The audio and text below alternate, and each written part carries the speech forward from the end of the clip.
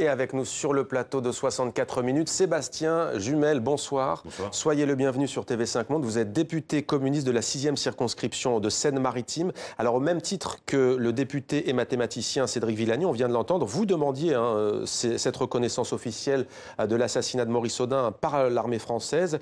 C'est aussi un combat mené de longue date par votre parti, le Parti communiste français, et le journal L'Humanité. Est-ce que la partie est gagnée ? Oui, c'est un moment historique que nous avons vécu. Cet appel conjoint de Cédric Villani et moi-même à l'Assemblée en février, en présence de la famille et de Josette Audin. Jour des 86 ans d'ailleurs de Maurice Audin, vous l'aviez fait. Tout à fait, porte ses fruits aujourd'hui. On a, sans ambiguïté, le président de la République qui dit plusieurs choses. Un, il exprime la reconnaissance de la responsabilité de l'État dans l'utilisation de la torture à des fins politiques. Deux, il demande pardon à la veuve. J'étais présent cet après-midi et l'entretien d'1 heure et quart s'est terminé comme ça. Et trois, il ouvre les archives, les témoignages aux historiens pour, et je crois que c'est ça l'essentiel qu'il faut retenir, permettre non pas de jeter du vinaigre sur les plaies de l'histoire, mais d'avoir le socle d'une lecture apaisée de l'histoire. Alors justement, repentance, disent d'ores et déjà les adversaires de toute reconnaissance de la responsabilité de l'État français. Que répondez-vous à cet argument assez récurrent quand il s'agit du passé douloureux entre la France et l'Algérie?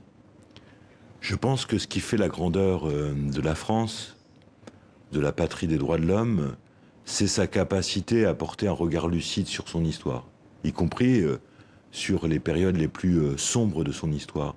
Et qu'il ne s'agit pas aujourd'hui, avec le recul, de pointer du doigt des responsabilités personnelles, mais bien de dire que l'État a une responsabilité particulière. Et si on fait cela, alors on peut envisager pour les générations qui vivent ici, pour les anciennes générations qui ont vécu la guerre d'Algérie et plus largement un message adressé aux anciennes colonies françaises, de notre capacité évidemment à faire rédemption, mais au bout du compte à poser le socle d'une histoire apaisée et d'un dialogue à renouer.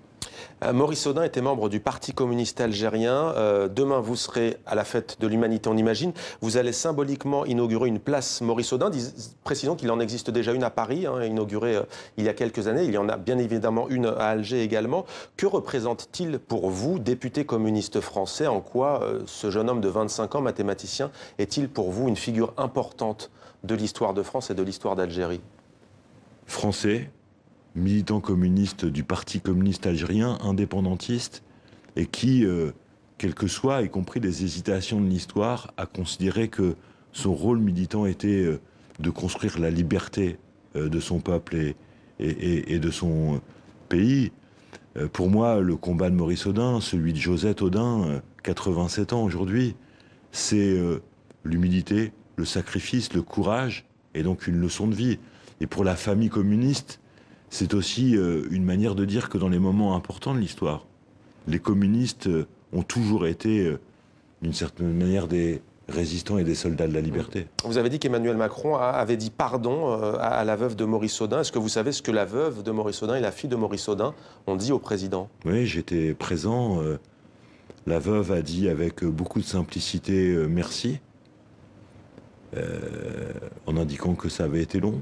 Et c'est à ce moment-là que le président de la République a dit, et vous savez à quel point je peux être critique avec lui sur d'autres sujets, a dit ne me dites pas merci, c'est plutôt à moi de vous dire pardon. Le 25 septembre prochain, le gouvernement français devrait dévoiler des mesures pour les harkis, supplétifs de l'armée française.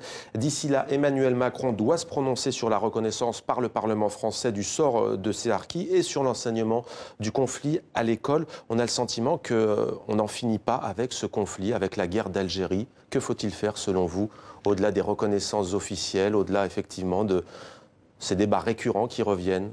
Moi, je pense qu'il est important de noter, et les historiens vont contribuer à cela, que dans ces moments de l'histoire, les peuples sont souvent utilisés par les États à des fins qui se retournent contre eux. Donc il ne s'agit pas de juger, et puis l'ensemble des militaires n'a pas participé à la torture.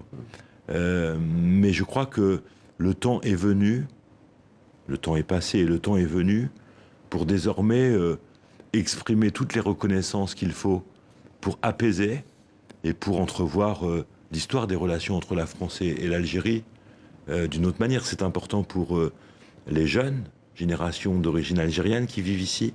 C'est important pour le peuple algérien et ça fait la grandeur de la France.